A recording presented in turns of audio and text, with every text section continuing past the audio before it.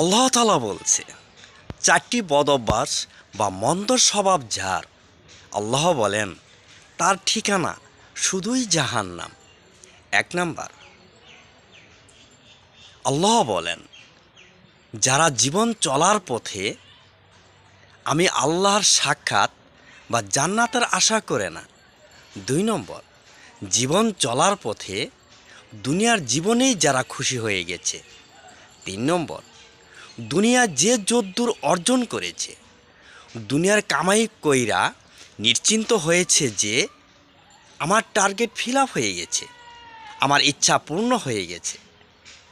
4 number, যারা আমি আল্লাহর বিধান, আয়াত, আমার হুকুমের ব্যাপারে গাফেল, তাদের ঠিকানা আর দুনিয়ার কামাইয়ের বিনিময়ে শুধুই জাহান্নাম।